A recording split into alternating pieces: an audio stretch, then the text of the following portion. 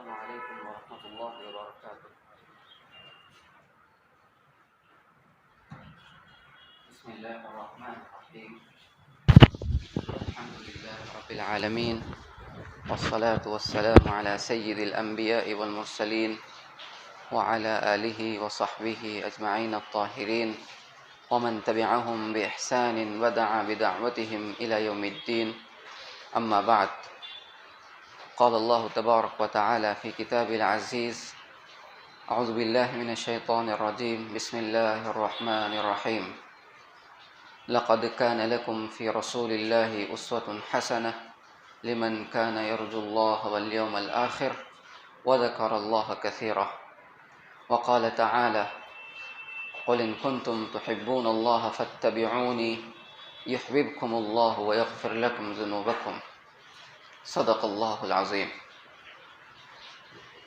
محترم دوستو، بزرگو، اللہ رب العزت نے اس کائنات میں انسان کی تمام ضرورتوں کا انتظام کیا، اور انسان کی جو سب سے بڑی ضرورت تھی ہدایت، اس کا انتظام بھی اللہ رب العزت نے نبیوں کی شکل میں کیا. اللہ نے انسانوں کو جانوروں سے الگ کیا. جانور کی تمام ضرورتیں اس دنیا میں پوری ہوتی ہے، لیکن زندگی گزارنے کا طریقہ کیا ہے؟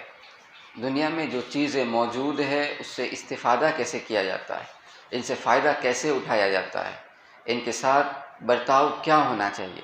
جانور اس سے بالکل ناواقف ہے، کیونکہ جانوروں کو اللہ نے عقل نہیں دی. اللہ رب العزت نے انسانوں کو عقل کی بہت بڑی دولت سے مالا مال کیا. اسی عقل کی بنا پر انسان جانور سے مختلف ہے اور الگ ہے.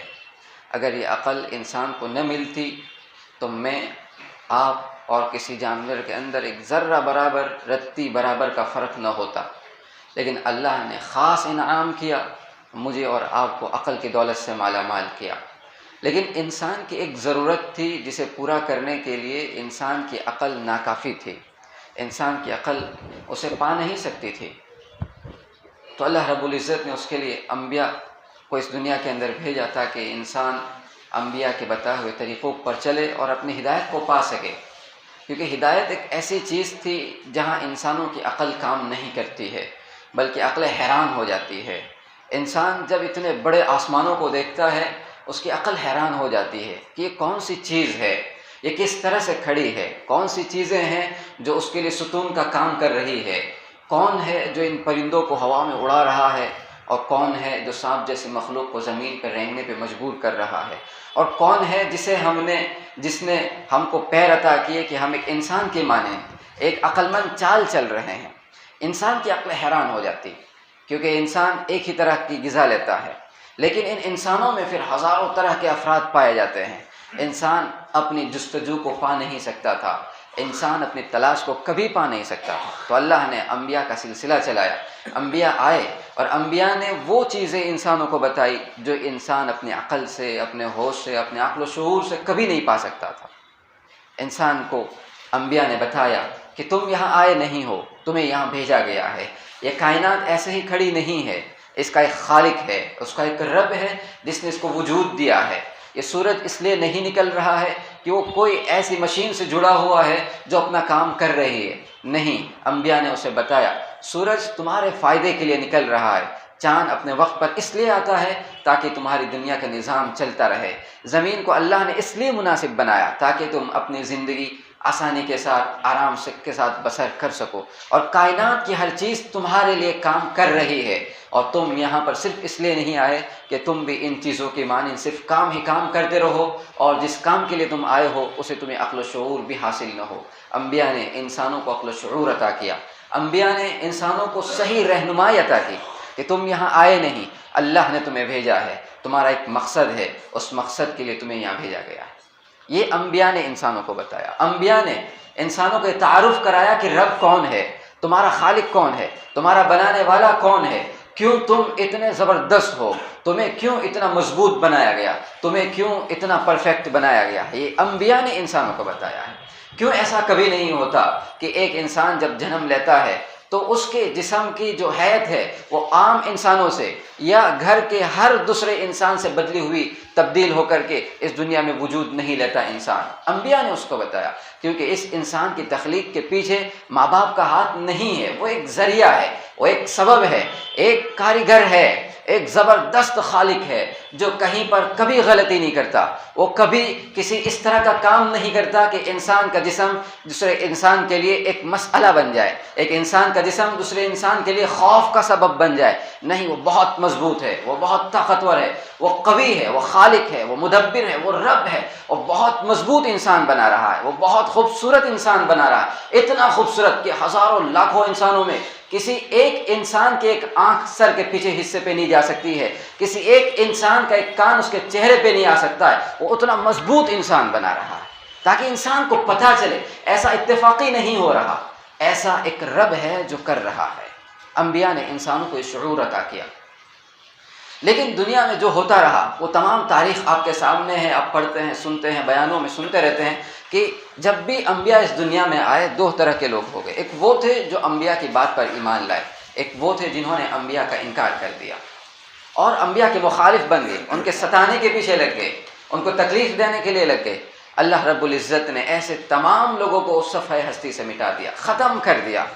حضرت آدم علیہ السلام کے بعد جب دنیا چلی اور پھر ایک فساد برپا ہوا، ایک خطرناک قسم کی انارکی پھیلی، لوگ اللہ کو چھوڑ کر کسی اور چیز کی طرف جانے لگے۔ حضرت نوح علیہ السلام کی آمد ہوتی، وہ سمجھاتے ہیں، لوگوں کو بے انتہا سمجھاتے ہیں۔ وَأَعْلَنْتُ لَهُمْ إِعْلَانًا وَأَسْرَرْتُ لَهُمْ إِسْرَارًا، پوری سورہ نوح سے بھری ہوئی ہے کہ حضرت نوح علیہ السلام نے کھلم کھلا لوگوں کو ڈرایا، چپکے سے تنہائیوں میں ایک ایک کے گھر جا کر ایک ایک سے الگ الگ ملاقات کر کے سب کو سمجھانے کی کوشش کی۔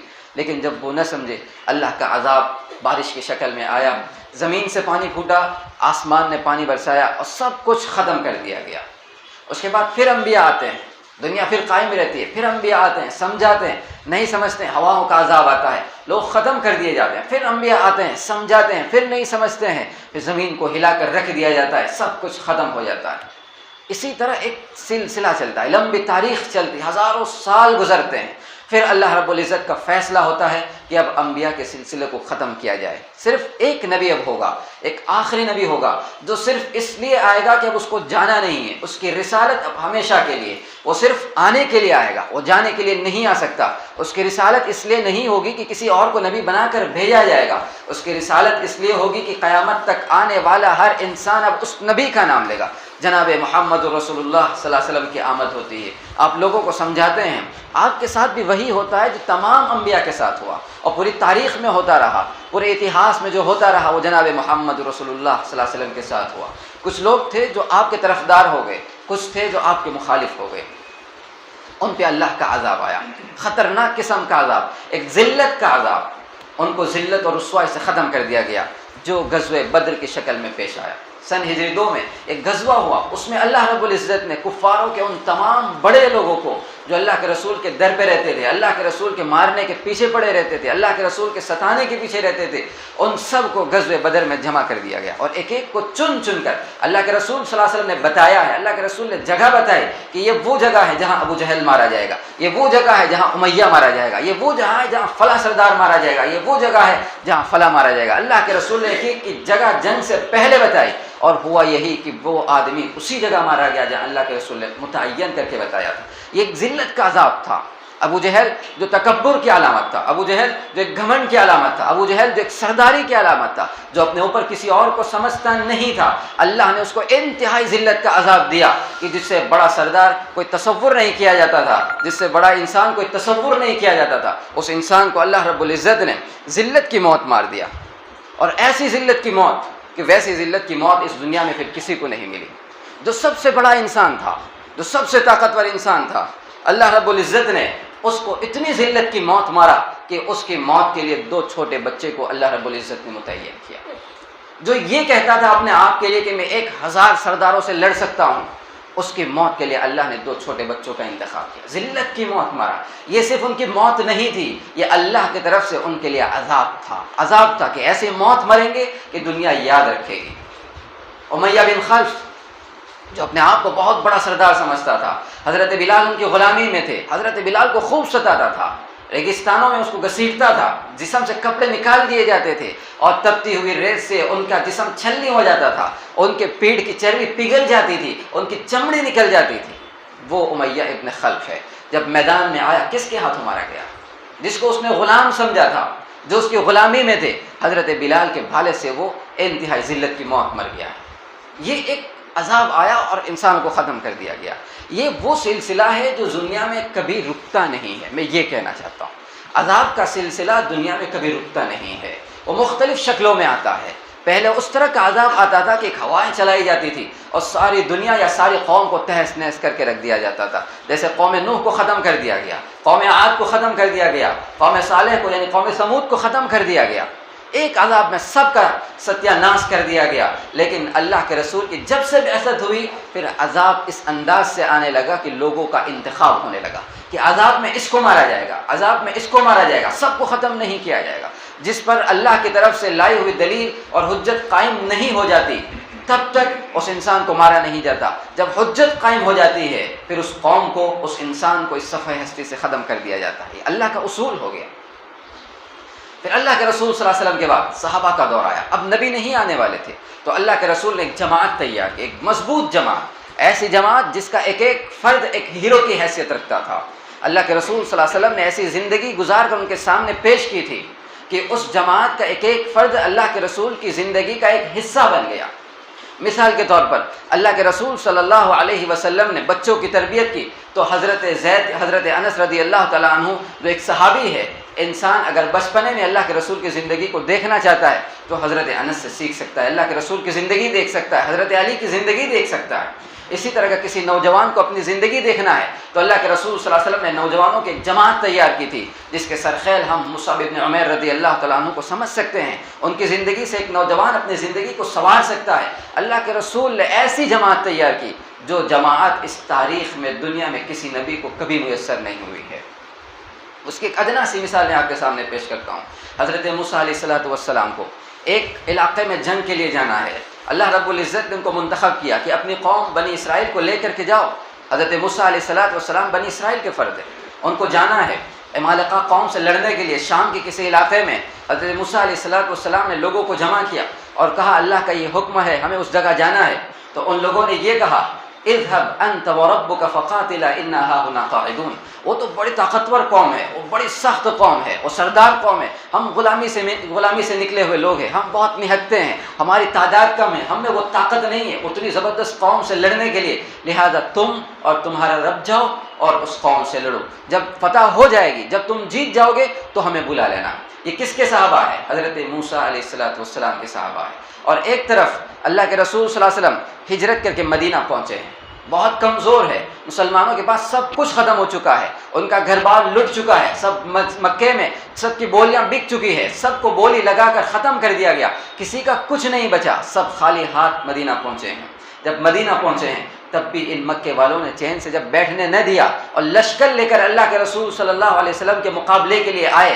اللہ کے رسول صلی اللہ علیہ وسلم مسجد میں بیٹھے ہوئے ہیں، اللہ کے رسول ایک محفل میں بیٹھے ہوئے ہیں، صحابہ کی ایک بڑی جماعت بیٹھی ہوئی ہے، اللہ کے رسول صرف مہاجرین سے خطاب کر رہے ہیں جو آپ کے ساتھ مکے سے آئے تھے، ان سے کہہ رہے ہیں ہمیں لڑنے کے لیے جانا ہے اور ہمیں لڑنے کے لیے یہاں سے باہر جانا ہے یا نہیں، اس سلسلے میں اللہ کے رسول مشورہ طلب کر رہے ہیں۔ انصار بھی بیٹھے ہوئے ہیں، یہ آپ کے صحابہ ہیں، اور انصار وہ ہیں جو مدینے میں ہیں جنہوں نے اللہ کے رسول صلی اللہ علیہ وسلم کی مدد کی ہے۔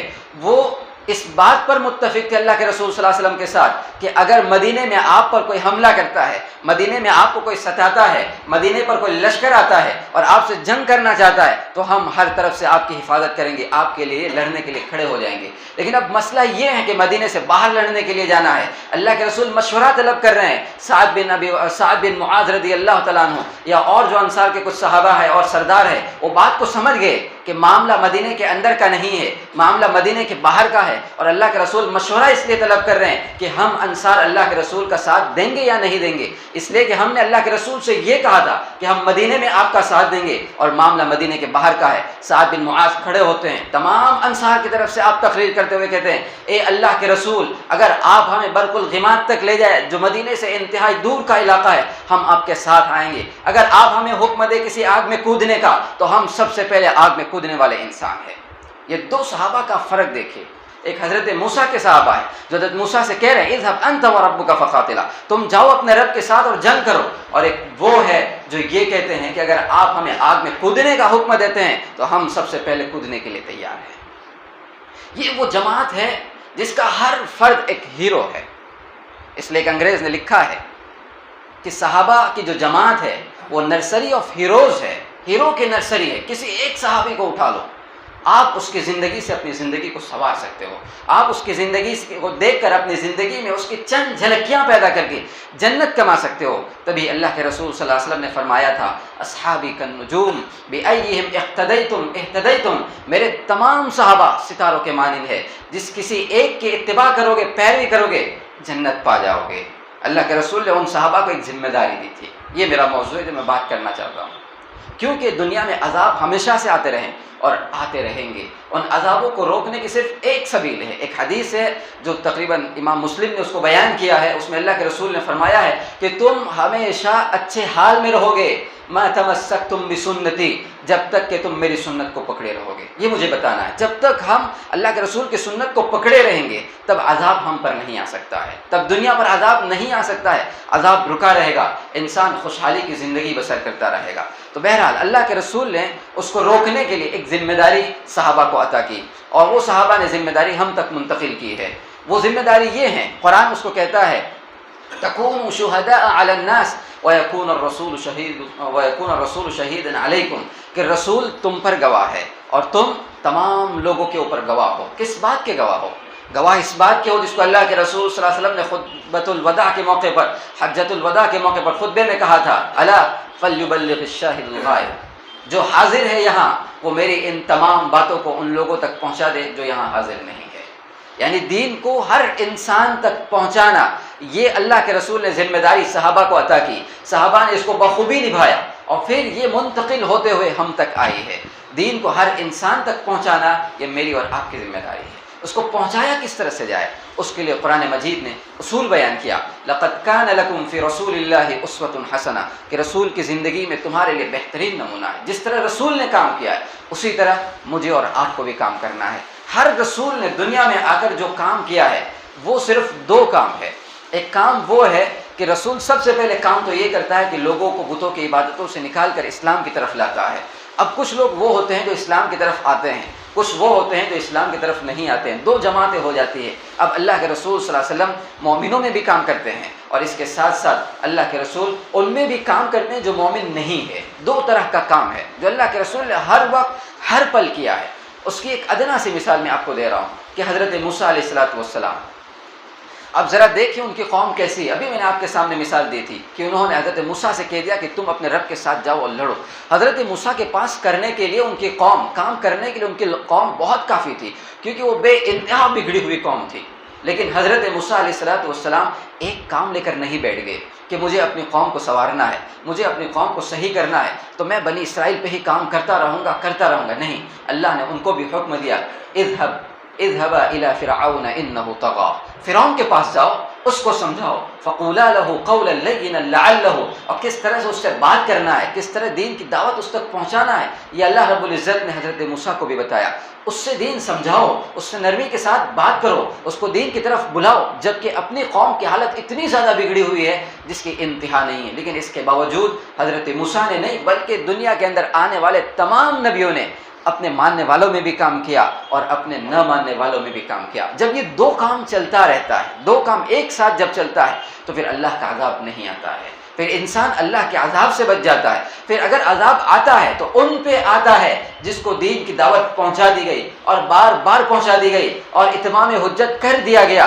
اللہ کی طرف سے اس کے دل پہ مہر لگ گئی. ختم اللہ علی قلوبہم وعلی سمعہم وعلی ابصارہم غشاوہ، کہ اب ان کے دلوں پہ مہر لگ گئی اور ان کے کانوں پہ مہر لگ گئی، ان کے آنکھ پہ مہر لگ گئی. اب یہ بات ماننے والے نہیں ہے. اس وقت صرف اس انسان پہ عذاب آتا ہے، پھر عام عذاب نہیں آتا جس میں تمام لوگوں کو ہلاک کر دیا جائے.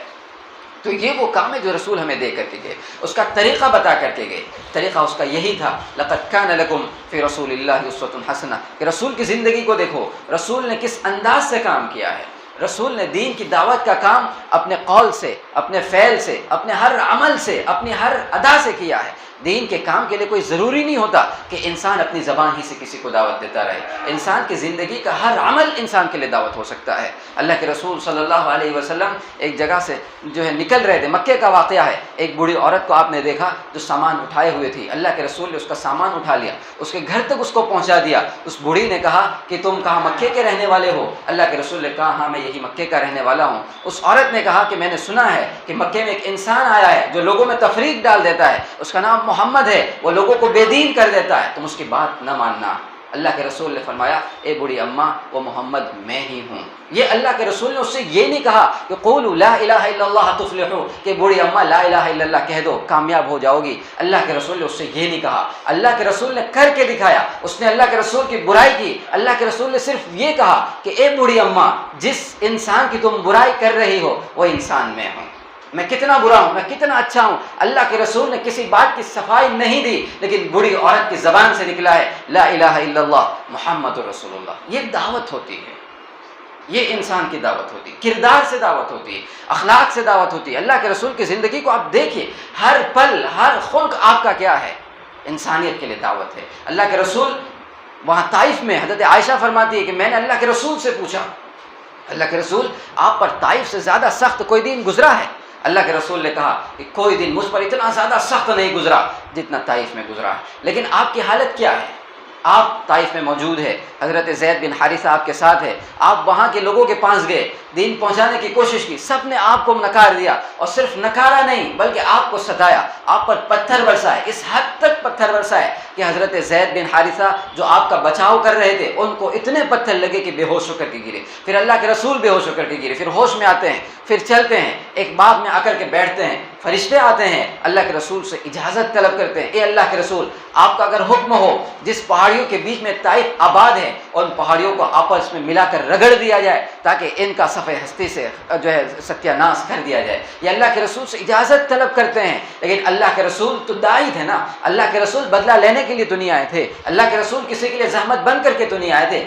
آپ کی نظر میں صرف ایک چیز سب سے زیادہ اہم تھی کہ میری جان نکل جائے تو نکل جائے لیکن میرے مخاطب کو ایمان مل جائے، یہ آپ کا مطمع نظر تھا۔ اس لیے قرآن نے آپ کے بارے میں کہا لعلک باخع نفسک الا یکونوا مؤمنین، کیا یہ ایمان نہیں لائیں گے تو آپ اپنی جان کو ہلاکت میں ڈال دیں گے۔ آپ دیکھیے اللہ کے رسول کے دل میں دوسرے انسانوں کی خیر خواہی کا جذبہ کتنے زبردست پیمانے پر امڑ رہا تھا۔ اللہ کے رسول کے سینے میں گویا ایک سمندر تھا جو ابل رہا تھا، جو جوش مار رہا تھا ہر وقت اس بات کو لے کر کہ اس دنیا کے انسانوں کو ایمان مل جائے۔ جب آپ سے اجازت طلب کی گئی، آپ کی جوتیاں خون سے بھری ہوئی تھی، آپ کا سر زخمی تھا، آپ کے جسم سے خون بہہ رہا تھا، لیکن آپ کی زبان سے ایک لفظ نکلا اللہم اغفر لقومی فإنہم لا یعلمون، اے اللہ میری قوم کو معاف فرما دے وہ جانتے نہیں ہے۔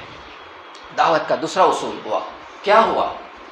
دعوت کا پہلا اصول یہ ہے ہر انسان کی مدد کی جائے، ہر انسان کی مدد کی جائے، جیسے اللہ کے رسول نے ان کو برا بھلا کہنے والے عورت کی مدد کی ہے، یہ دعوت کا پہلا اصول۔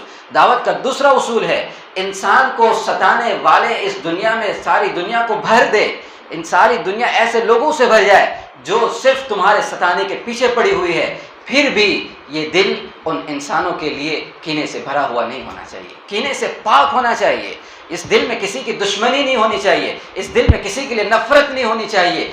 صرف کوئی انسان ایک گالی دے ہم نفرت کو پالتے ہیں، کوئی انسان ایک تماچا مار دے ہم اس دل میں نفرت کو پالتے ہیں، دشمنی لے کر چلتے ہیں سالوں سال تک۔ اللہ کے رسول ہے وہ، کوئی مجھ جیسا چھوٹا موٹا انسان نہیں جو مسجد میں بیٹھ کے تقریر کر رہا تھا، نیچے اترا کسی نے پتھر مار دیا ناراض ہو کے چلا گیا، ساری مسجد والے ناراض ہو گئے، نہیں، وہ اللہ کے رسول ہے، وہ انبیاء کے انبیاء ہے، وہ رسولوں کے رسول ہے، وہ اللہ کے چہیتے ہیں، اللہ کا محبوب ہے۔ اس اللہ کے محبوب کو ساری بستی کے سامنے ذلیل کر کے مارا گیا، ستایا گیا، تکلیف دی گئی، جوتیوں کو خون سے بھر دیا گیا، لیکن دل دیکھے آئینہ ہے، دل دیکھے صاف شفاف پانی ہے، دل دیکھے آب کوثر ہے، اتنا صاف دل ہے۔ اللہم اغفر لی قولی، چہرے پہ مسکراہٹ ہے، رو نہیں رہے ہیں، شکوہ نہیں کر رہے ہیں، میں سمجھانے آیا تھا یہ سمجھتے نہیں ہے، کتنا سمجھاؤں گا، کیا کروں گا، میرا فائدہ تو ان سے نہیں لگا ہے، میں دنیا کمانے نہیں آیا تھا۔ کوئی لفظ زبان سے نہیں نکلا، ایک لفظ نکلا اللہم اغفر لی قومی فإنہم لا یعلمون۔ یہ اللہ انجان ہے،